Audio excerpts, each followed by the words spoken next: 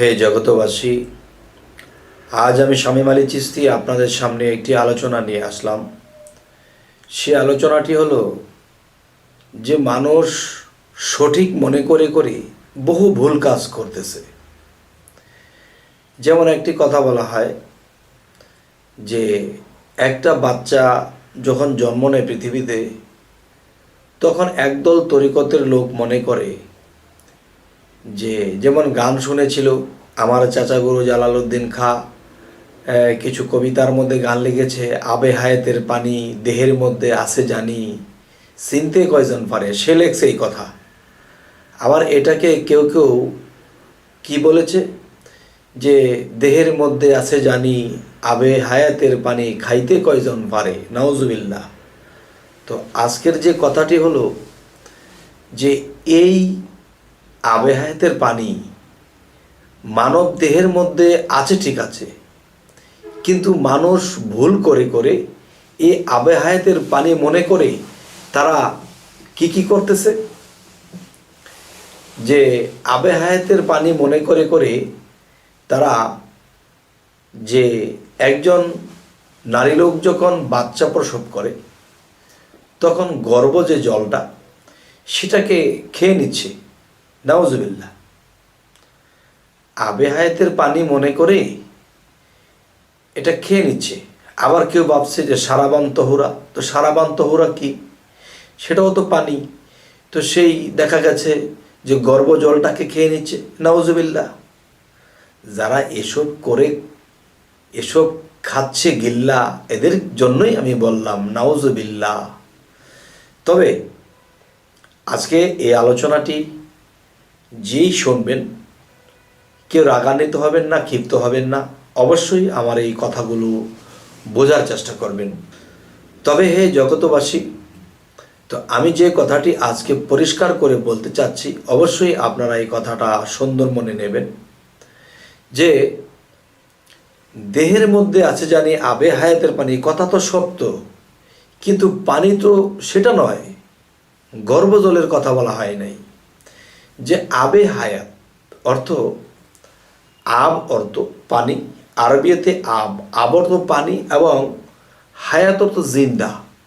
তার মানে মানব দেহের মধ্যে জিন্দা পানি আছে, আর সেই জিন্দা পানি দ্বারা আপনি আমি পৃথিবীতে জন্ম নিয়ে এসেছি।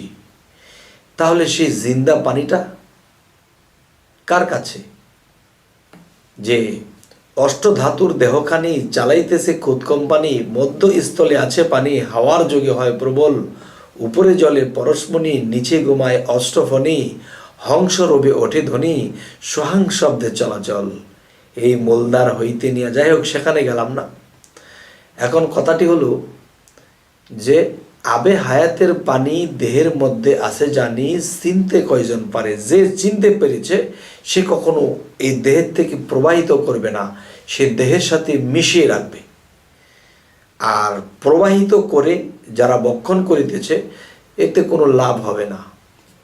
কেননা আমি যখন এটাকে সরাসরি এখানে রেখে দেব প্রবাহিত না করে, আর সেটি আমার ওখানে সিফাতি নূর হিসেবে জমা হবে।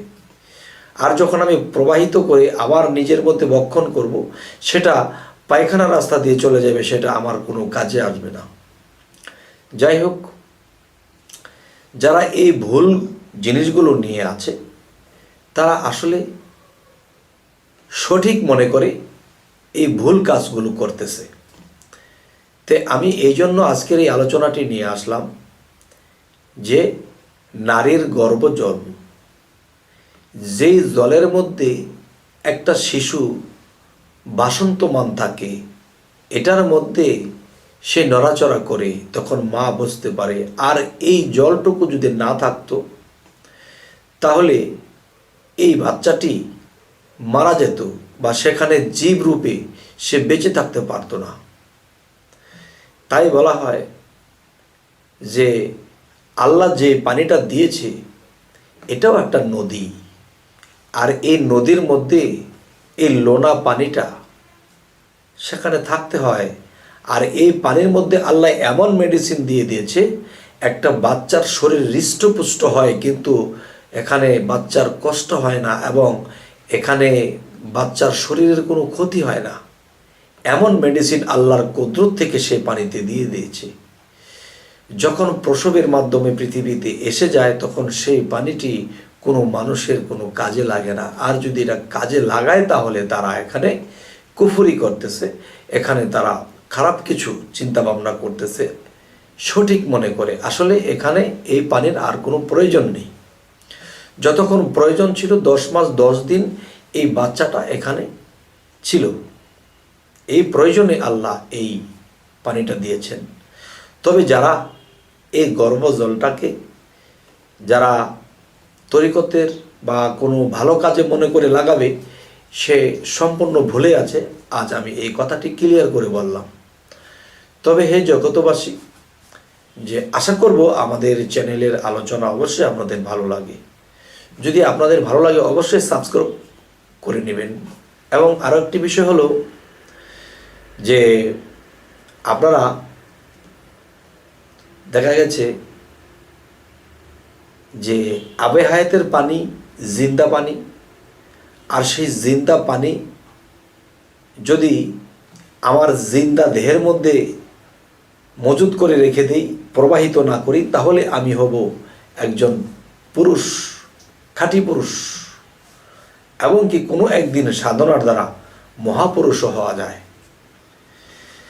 হে জগতবাসী, তো আজ এই কথাগুলো বলেই রাখবো। সকলেই ভালো থাকবেন। আল্লাহ হাফিজ।